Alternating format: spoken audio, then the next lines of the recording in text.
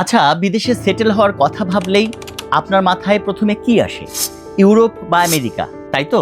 কিন্তু আপনি জানেন কি, আপনার হাতের কাছেই এমন একটা দেশ আছে যেখানে ডিগ্রি নয়, বরং আপনার কাজের দক্ষতাকে সবচেয়ে বেশি সম্মান দেওয়া হয়। হ্যাঁ, আমি জাপানের কথা বলছি। জাপান সরকার বর্তমানে 16টি খাতে কয়েক লাখ কর্মী নিচ্ছে এবং সব থেকে মজার ব্যাপার কি জানেন?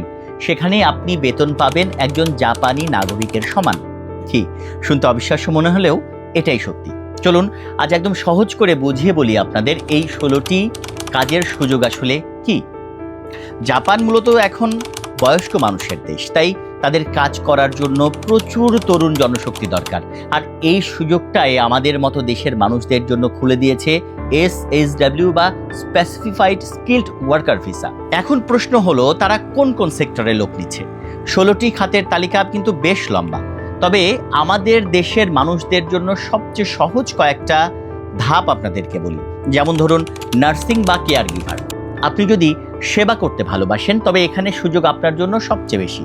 আবার ধরুন, আপনি যদি একটু টেকনিক্যাল মানুষ হন তবে অটোমোবাইল বা রিপেয়ারিং বা কনস্ট্রাকশনে আপনার জন্য দারুণ কেরিয়ার অপেক্ষা করছে। এমনকি যারা রান্না বান্না করতে বা রেস্টুরেন্টে কাজ করতে ভালোবাসেন তাদের জন্য ফুড সার্ভিস বা ক্যাটারিং যে ক্যাটাগরি রয়েছে সেখানে কিন্তু কাজের অবাধ সুযোগ রয়েছে। এছাড়া কৃষি, জাহাজ নির্মাণ, এমনকি ইলেকট্রনিক্স তৈরির মতো 16টি সেক্টর আছে। আপনার যেটা পছন্দ আপনি সেটাতেই স্কিল টেস্ট দিতে পারবেন। এখন হয়তো আপনি ভাবছেন, আরে ভাই, জাপানি ভাষা তো অনেক কঠিন। সত্যি বলতে ভয় পাওয়ার কিছু নেই, কারণ আপনার পণ্ডিত হতে হবে না। শুধু দৈনন্দিন কথা বলার মতো বেসিক যে ভাষা রয়েছে, N4 বা JFT যে বেসিক, সেই ক্যাটাগরি বা সেইটুকু জানলেই কিন্তু চলবে।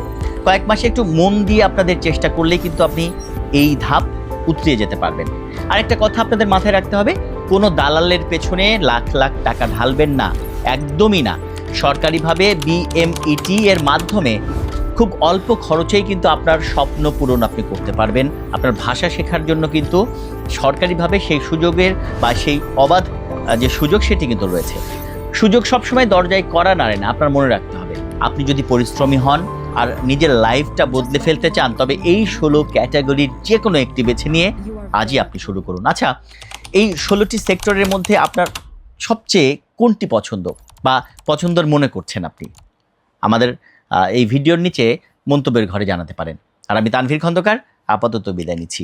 ভালো থাকবেন, সাবধানে থাকবেন।